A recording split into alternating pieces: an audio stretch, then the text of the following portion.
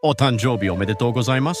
Isto é japonês para parabéns. O Observador faz 12 anos e, em vez de bolo, oferecemos uma visita ao Japão com a Pinto Lopes Viagens.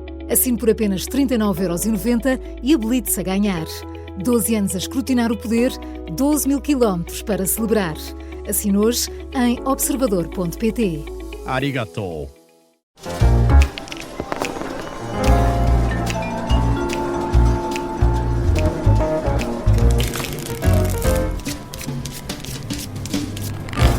Este é o episódio extra do Fora do Baralho. Aos domingos respondemos às perguntas e às dúvidas, críticas, anseios, desejos dos nossos ouvintes que nos enviam as suas dúvidas para foradobaralho@observador.pt e a cada domingo um dos membros do painel responde a estas dúvidas. Hoje calha ao Jorge Fernandes. Olá Jorge, bem-vindo. Olá, Ricardo. E hoje vamos responder à pergunta do nosso ouvinte Salvador Almeida e Brito, que nos pergunta porquê é que Cavaco Silva provoca tanta urticária à esquerda? E manda um abraço para todos. Bem, antes de mais agradecer ao nosso ouvinte por mais uma pergunta. É sempre bom ter ouvintes que estejam engajados connosco. Bem, a urticária de Cavaco Silva à esquerda pode-se dividir em duas dimensões, digamos assim. Há uma urticária que é mais fácil de explicar, digamos assim, que é uma urticária quase cultural, que tem que ver com as origens sociais de Cavaco Silva e pelo facto de serem, embora Cavaco Silva, na verdade, não seja uma pessoa de origens sociais tão humildes como ele próprio gostou sempre de pintar, apesar de tudo, Cavaco Silva vinha de um contexto familiar em que foi possível para os pais dele mandarem para Lisboa estudar e tirar uma licenciatura nos anos 60, o que apesar de tudo não era propriamente comum para uma família de província. Portanto, não era propriamente uma pessoa, digamos, de uma classe completamente pobre. Pronto. Mas esclarecido isto, havia um sentimento na classe política, no início, depois da transição para a democracia, e basta vermos de resto a composição do Parlamento nas primeiras eleições de 75, em que vemos literalmente a fina flor não só da política, mas da intelectualidade portuguesa, da cultura, pessoas, todas elas, enfim, de famílias e de famílias e de posições sociais muito privilegiadas uma certa na sociedade. Elite de Lisboa, Exatamente, Porto, Cascais, por aí, não é? Incluindo naturalmente os fundadores do PSD. Exato. O partido de Cavaco Silva é fundado por Francisco Pinto Balsemão, por Sá Carneiro, Miller Guerra. Portanto, há ali um conjunto de gente que naturalmente faz parte de uma elite social que já era, de resto, a elite antes até da transição para a democracia. Exatamente. E Cavaco Silva emerge no meio desta gente e emerge como um líder para o PSD. Recorde-se na altura que a pessoa que estava a concorrer contra Cavaco Silva em 85 era João Salgueiro e era a pessoa que emergia, digamos assim, como concorrente contra Cavaco Silva, e Cavaco Silva consegue ganhar. E, portanto, há aqui uma certa urticária social que depois foi vastamente glossada, por exemplo, no Independente, por Miguel Esteves Cardoso, por Paulo Portas, que gozavam com Cavaco Silva, diziam que ele não tinha modos à mesa, diziam que ele usava meia branca, enfim, havia aqui um conjunto de racismo social puro. Charles, mas isso, desculpa interromper, mas isso é muito curioso porque causa o mesmo tipo de urticária nessa classe, quer à esquerda, quer à direita, porque a esquerda também tem a sua elite intelectual, citadina. Sem dúvida nenhuma. De resto, o Partido Socialista sempre foi o partido mais elitista de Portugal. Mesmo hoje em dia, se nós repararmos, com raras exceções. Não sei se essa tua afirmação não nos vai valer aqui mais 3 ou 4 e-mails. Podem mandar e-mails à vontade. Quer dizer, fora do baralho, @observador.pt. Eu acho que esta afirmação é uma afirmação bastante tranquila, digamos assim. É uma coisa que se pode até, se quisermos, quase provar de forma empírica. Isto é, se nós olharmos para as origens sociais, a educação das pessoas, a educação dos pais das pessoas, até as origens territoriais, por exemplo, a elite do Partido Socialista, com raras exceções, sempre foi uma elite política muito mais centrada em Lisboa do que, por exemplo, o PSD, que apesar de tudo foi arregimentando muito muito mais pessoas aos mais altos, estou a falar nos mais altos níveis, de fora de Lisboa. Portanto, há aqui uma componente social que tem a ver com a extração social das pessoas, e Portugal, vamos ver, a elite portuguesa ainda hoje é muito pequena e toda a gente se conhece. Mas nos anos 80 era ainda mais pequena, até porque, recordemos, não tinha havido aí uma grande expansão do ensino universitário, que apesar de tudo funciona como um dos caminhos clássicos de recrutamento de elites. Sabemos inclusive isso da ciência política.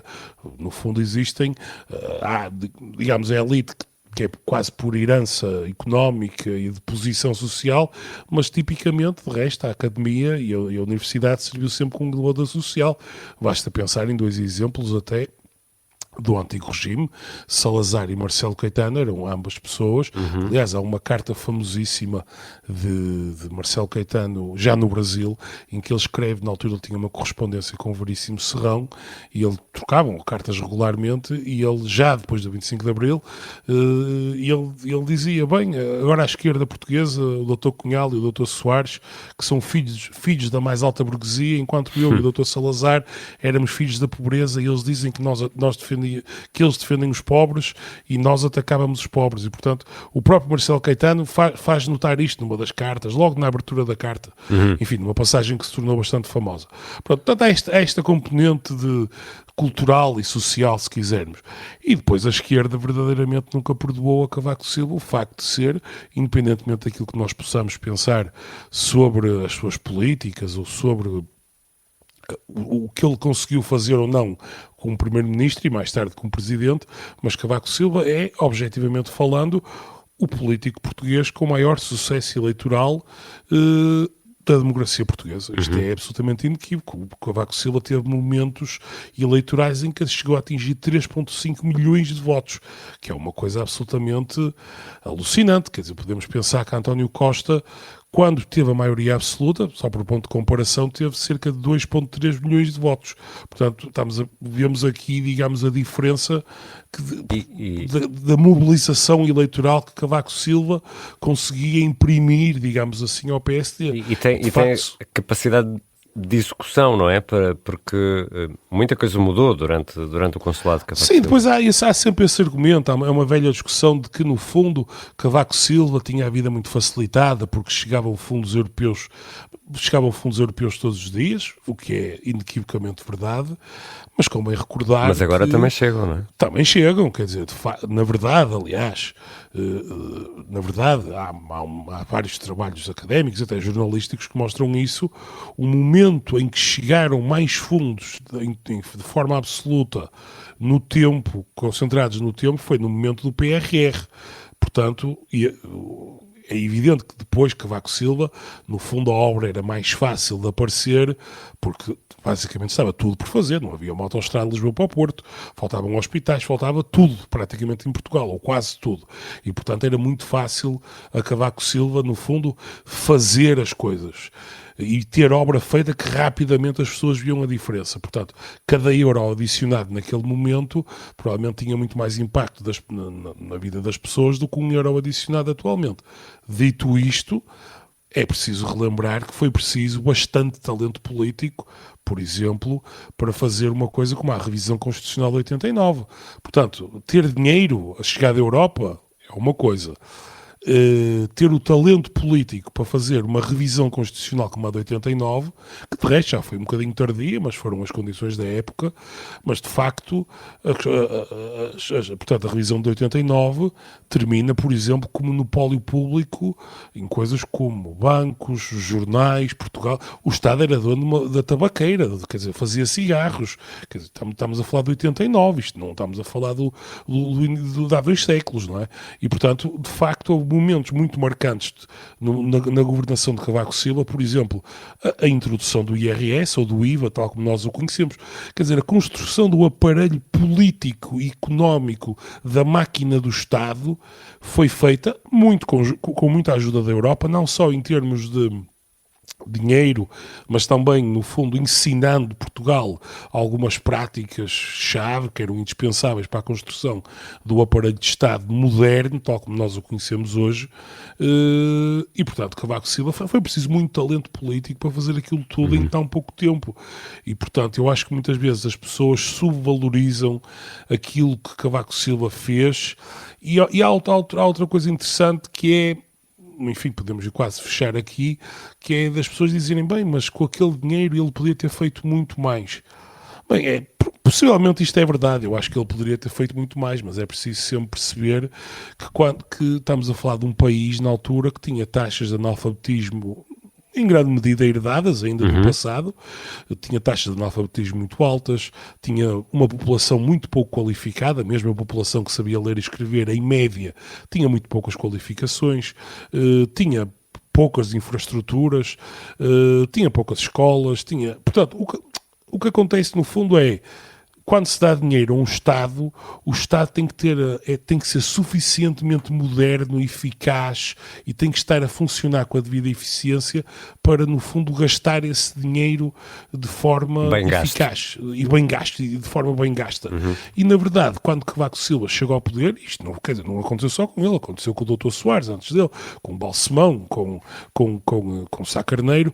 Na verdade, Portugal é um Estado, em grande medida, um Estado praticamente, não ia dizer medieval, mas as funções do Estado, tal como... Quer dizer, as pessoas não têm muito bem noção, mas a ideia de não haver uma capacidade de recolher impostos de uma forma moderna e de se recolher impostos de uma maneira absolutamente deficiente, do ponto de vista técnico, impede o funcionamento capaz do Estado, ou de haver uma administração pública com pessoal pouco qualificado. Enfim, para usar aqui, vou terminar com isto, é aquela velha metáfora dos chineses, não é? Quer dizer, pode-se entregar 1000 peixes à pessoa, mas se a pessoa não souber pescar, não pode fazer nada.